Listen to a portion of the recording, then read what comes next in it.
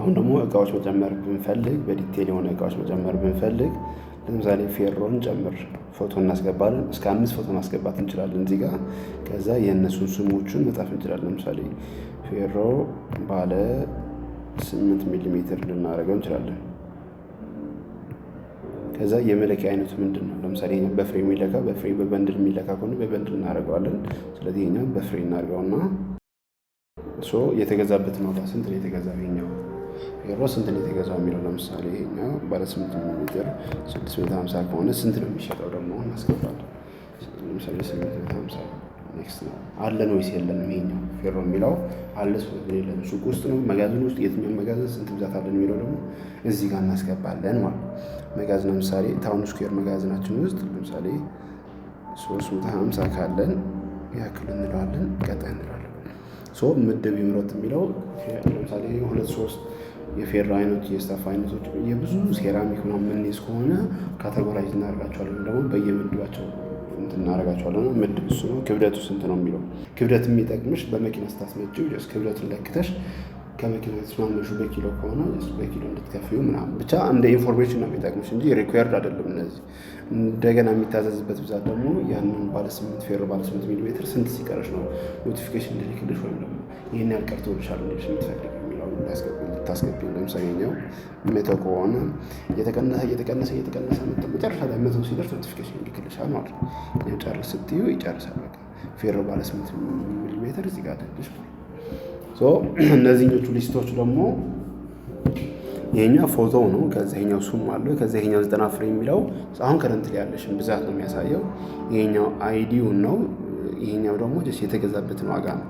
ይሄኛው ብር ምናምን ነው የሚለው፣ ይሄኛው የተገዛበትን ዋጋ ነው የሚያሳየሽ ማለት ነው። ከዛ እነዚህኞቹም ሰርች ማድረግ ትችያለሽ እዚህ ጋር በስሞቹ። ለምሳሌ ፌሮ በስሙ ሰርች ማድረግ ትችያለሽ። ከዛ ይሄኛው ቱቶሪያል ማየት ትችያለሽ። ኤዲት ክሬት ምናምን የዚህኛው የእቃዎችን ብቻ ማለት ነው። ከዛ ይሄኛው ደግሞ ፕሪንት የሚለው ደግሞ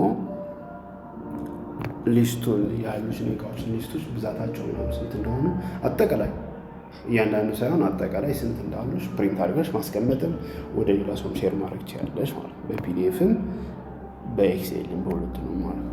ኦኬ ይሄኛው አየን አይደለ ሊስት አድማ አየን አይደለ። ወደ አንዱ እንግባ። የመኪና ጎማ የሚለው እንግባ።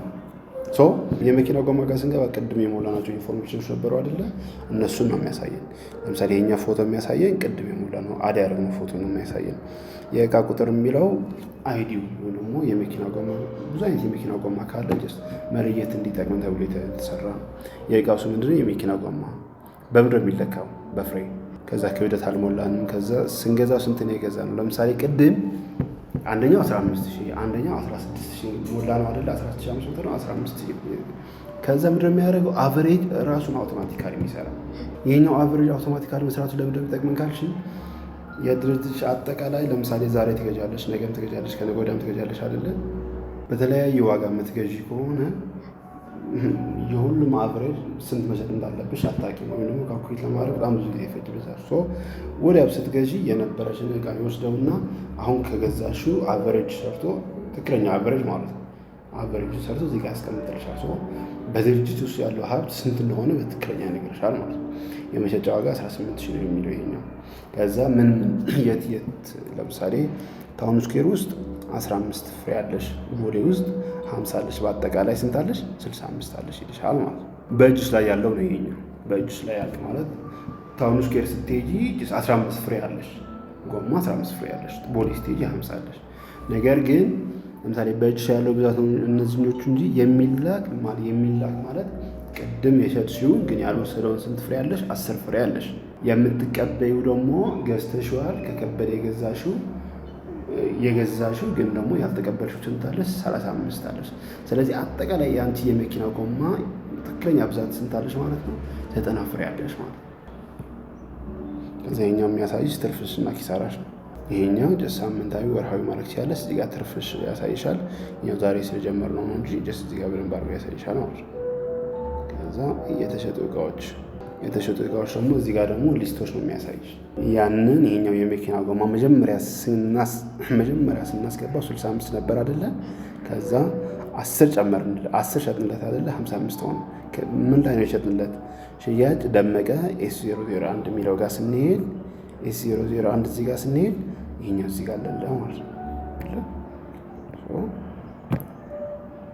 የመኪና ጎማ ጋር ነበርን አይደለ? ከዛ ከከበደ ደግሞ ገዛን አይደለ? ስንት ነው የገዛ ነው? 55 ነበር፣ 35 ነበር አይደለ? 90 ፍሬ። ከበደ ማን ነው? መቼ ነው የገዛ ነው የምትይ ከሆነ ፒ001 የሚል አለ እዚህ ጋር። ፒ001 ማለት ይሄኛው የገዛ ነው ይሄኛው ነው ማለት ነው። ሶ በዚህኛው እያንዳንዱ ንብረትሽ መቆጣጠር ትችያለሽ ማለት ነው።